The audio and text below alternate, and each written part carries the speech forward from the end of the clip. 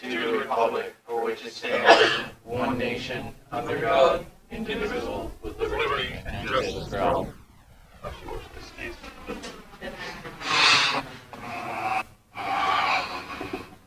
First item on our agenda is for public forum, and now you want to do a public wishing to speak. Seeing the public wishing to speak, I will close public forum at 7:02. The next item is for minutes, and we have one meeting that was from January 18th, 2023, and I would accept a motion to approve those minutes. So moved. Any changes? Seeing none, if you could call the roll, please. Council Raymond? Aye. Council Martinez? Aye. Council White? Aye. Aye. Aye. Aye. Aye. Motion passes 7-0. The next item is the town manager. Thank you, Madam Chair. The first time, just a reminder to the council that the deliberative session is this Saturday, February 4th at 10 a.m. here at the town hall at the school district. Filing period closes on Friday, and I did send out an email today asking for sign-ups for the election on March 14th. Councilor Blackstone said she filed for re-election. Not work that day. So, but if everybody else could please sign up, that'd be great. Just an update on the winter storm that we had January 23rd and the 24th. We had numerous road closures due to downed trees and power lines. At one point, the highest, we had about 20% of the Eversource customers in town without power. I want to take this opportunity to commend Public Works, Public Works directors here, fire, and police for their efforts during this storm. I did get a question about when do we open warming centers, and we only had a couple requests. Well, first of all, we would do a warming center. It would not be an all-night situation. A warming center is a place you come in during the day to keep you warm or charge your items, which during the day you could go to the library, police station, even here, we allow people to charge if need be. But it also didn't reach that level of, it wasn't that cold after. It stayed pretty warm, so we never got to that, the temperature drop. And we had a situation where we lost power, and what we're going to have this weekend, then we would open a warming center. And to go along with that, for this weekend, won't open one because we don't see any power outages happening. If there is a large power outage, then we'll revisit it. If people do get, first of all, I'd encourage people to check on their neighbors this weekend, especially pipes. Some people may not notice that. Check their pipes. And if you are, if you need warming, please, library, visit the police department. The vestibule there, you can warm up in. But yeah, that's where we are at this point in time. But again, we're monitoring the cold this weekend as well. Next item is the town council where we had MRI conduct a pain classification study at the end of last year. We were provided with the study in November. The study determined that a total of 8 positions were recommended to have written salary increase to bring their positions to the minimum salary and the grade assigned. Excuse me. The projected cost to implement the proposed plan for a full year would have been $21,344. They were highly recommending this. They feel that those employees who have fallen below the grade range should be brought to entry level of the grade. No employees are currently earning more than the maximum in a paid grade for where they are. We already begun addressing the issues that were outlined in the report, so the impact would not be as big as they stated. First, the 8 positions are as follows. The library director, the position is vacant, and the board of library trustees are currently budgeted for an increase. The public works foreman received an increase in December. They proposed at $27.21 an hour. Now he's at $28.64 an hour. The deputy town clerk tax collector, they had it still as a full-time position, but the town clerk has it as a part-time position at this time. And the current is $22, and this difference is $22.47. So, 2 police officers have been corrected. It was a timing of when they came on the probationary period. The library employee, it's currently it's $21.63. They're proposing $25.54. The other town clerk's office clerk part-time is is currently at $19.09, it's proposed at $19.22 an hour. Recreation receptionist currently is at $15.60 an hour, proposed at $16.44 an hour. They suggest that we look at other benefits as well to help improve morale and compete with other communities. Currently, a review of the market indicates employees may not stay with an organization as long as in the past or until retirement. The town currently has longevity adjustments for those employees that are hired prior to September 1st, 2013. They suggest reinstating this for all employees and increasing the amounts. They're also suggesting we look at other benefits such as vacation, sick time, earned time, those kind of items. Finance, HR, and I are reviewing our options and how to implement this in the future. We'll bring a full report to the town council this spring, but I did provide a copy of the report to council in my report. The next item is we finally received the fiscal year 22 audit from Swazik and Sanderson, our contractor auditing firm. Happy to say that they did not find any significant issues. There are some best practice findings that they are recommending to be corrected or worked on. And we're going to be working on these in the coming year. I attached that to this report as well. Something not in my report, but thought maybe something interesting for the council to be able to get more involved in the advocacy at the state level. I'm not sure if everybody's aware that since the pandemic, you're able to testify or register your feelings on various bills online. So if there's any bills that you see, the Municipal Association every week sends you an email recommending bills that they advocate for. And if you want to advocate for it, you do not have to go to Concord anymore. You can go online, click on the committees there, and just click, yes, I support, I don't support, and even put in testimony. So, the more people that hear from municipalities on different issues, the better the state reps have the voice for what the cities and towns have in the state. And that is all I have, Chair. Thank you. Are there any questions or comments for the town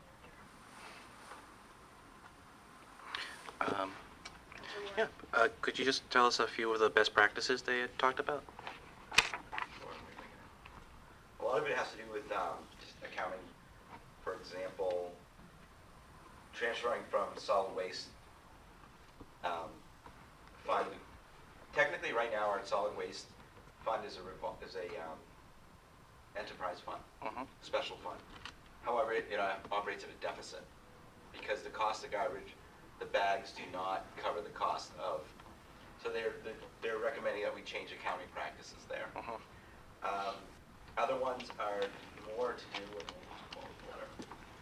I apologize. With reporting and closing out accounts. Nothing of huge significance that with the operation. It's just more accounting practices. Okay.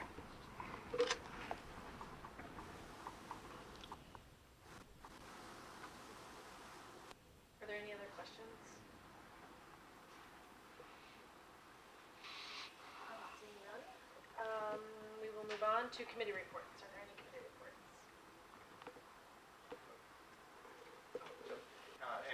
Energy and environment, the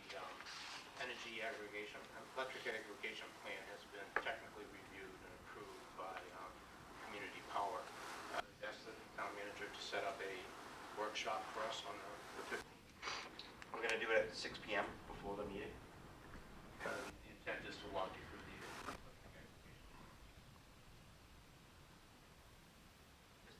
I received the last set of data this week that was requested from the committee from the power company. Oh, cool. So, just to let you know, I did get it. Just trying to download it on the secure site.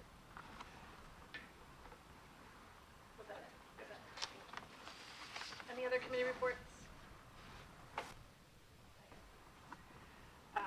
Seeing none, we'll move on to ordinances in the second reading. We have two this evening. First is resolution 2022-2023-30, the facilities master plan, and I would accept a motion to approve that resolution. So moved. Second. I have Lindsay Butler, our town engineer. She can come up to speak to it and provide any answers to questions you may have. Yeah. All right.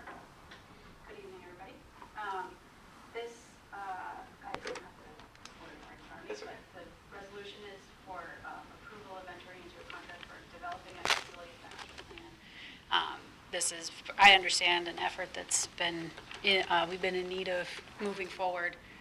So the scope of work will include existing conditions assessment of the town hall building and the police department, and some cursory assessments of other facilities, not as detailed on those, but those are kind of the two priority facilities to get into.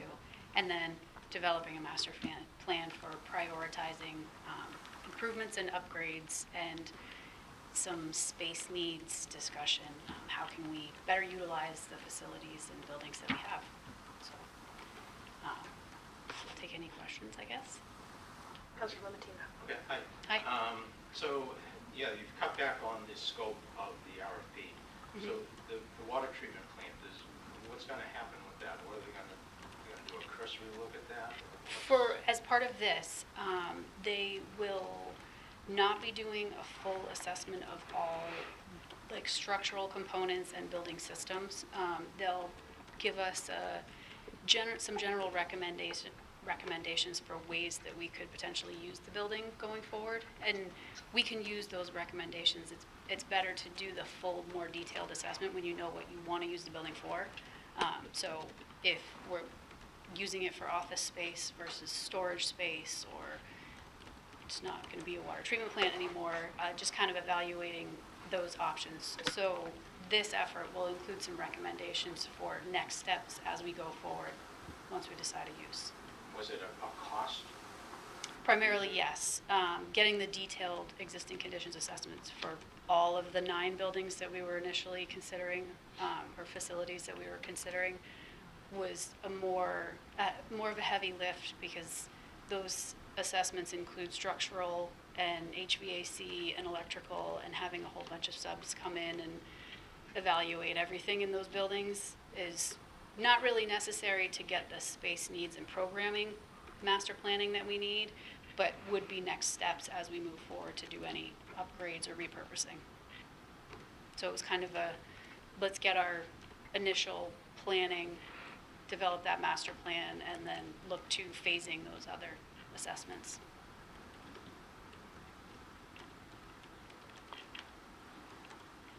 Any other questions?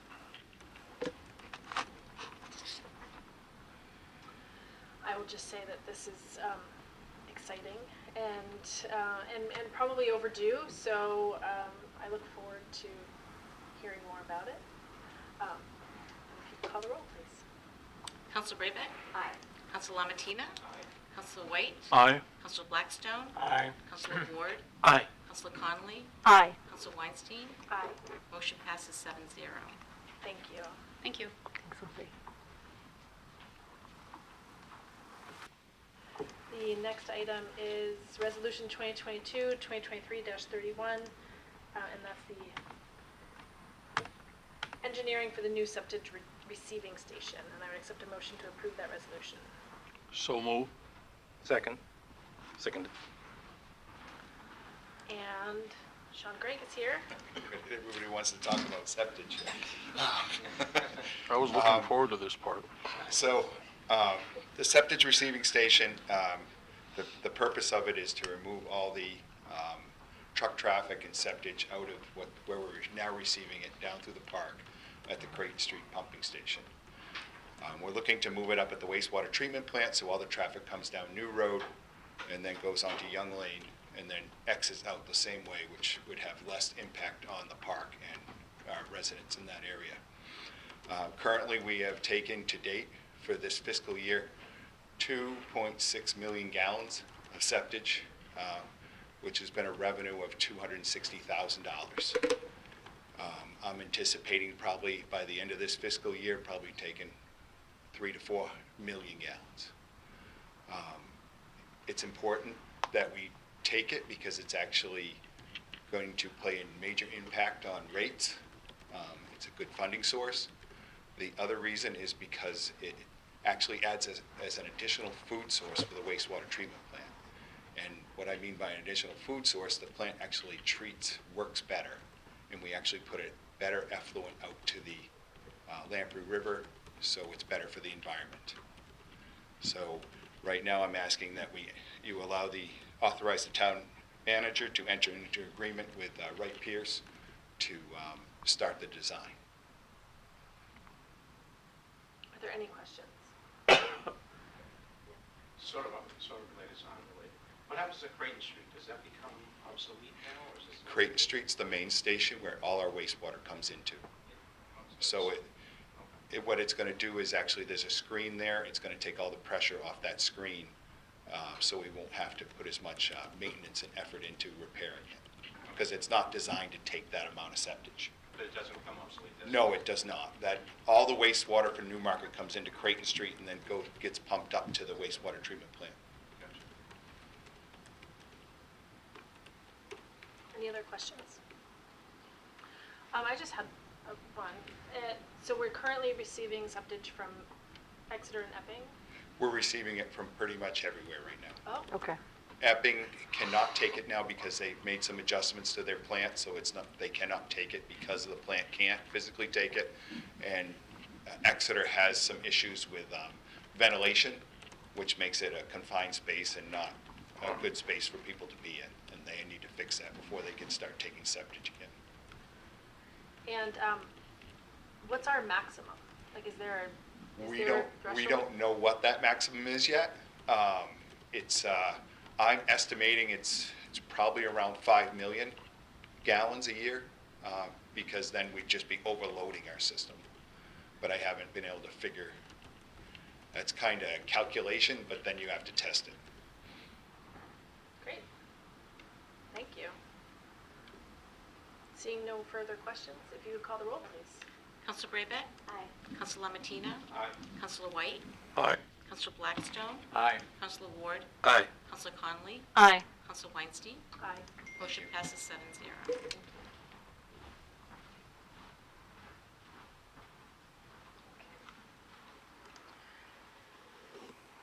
The next item, we have one nomination, and that is for Joshua, is it Scobland? Am I saying that right? Scobland? For the Arts and Tourism Commission with a term expiring April 2024, and I would accept a motion to approve that application. I'll make a motion to approve. Second. Thank you. Are there any questions or comments regarding Joshua's application? Seeing none, if you could call the roll. Counselor Braybeck? Aye. Counselor Lamatina? Aye. Counselor White? Aye. Counselor Blackstone? Aye. Counselor Ward? Aye. Counselor Conley? Aye. Counselor Weinstein? Aye. Motion passes 7-0. The next, we have three ordinances or resolutions in the first reading, and the first, First two, read by title only. thank you. The first is ordinance number 1, 2022-2023, an ordinance amending chapter 20 of the Code of the Town of Newmarket, New Hampshire, prohibiting camping in public places. So I've read that in title only, and all of that information is available on the website. The next item is ordinance number 2, 2022-2023, an ordinance amending Chapter 2 of the Code of the Town of Newmarket, New Hampshire, naming of public land and facilities and placement of memorials.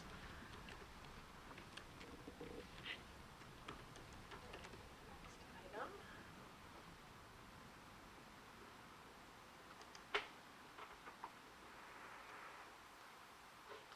is Resolution 2022-2023-32, amending council rules and procedures, introducing legislation. Whereas the town council wishes to have a more formal process in order to ensure that the goals of a councillor introducing an ordinance or resolution is met, and whereas the town charter requires ordinances and resolutions to be introduced in writing, now therefore be it resolved by the Newmarket Town Council that the Newmarket Town Council amends its rules and procedures, specifically Section 6, ordinances and resolutions, to include the following. D, any councillor shall submit in writing a resolution, ordinance, or written concept of proposed legislation to the town manager's office. The the town manager or designated staff may review and upon concurrence of the councillor, revise the legislation prior to the introduction to the town council. First reading February 1st, 2023.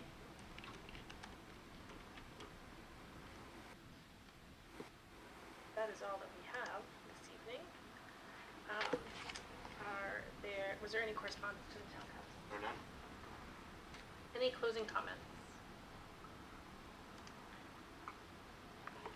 Everyone's, Ward? everyone stay warm this weekend, and, yeah. And if people, if it's cold on Saturday and people need a nice warm place, we do have a meeting downstairs. School starts at Everyone's 9, welcome. we start at 10. And the filing period to run for office closes on Friday. So I encourage anyone who is interested to get down to the clerk's office tomorrow and then Friday just from 3 to 5. There's special hours for the clerk's office. Seeing no other comments, I will consider us adjourned.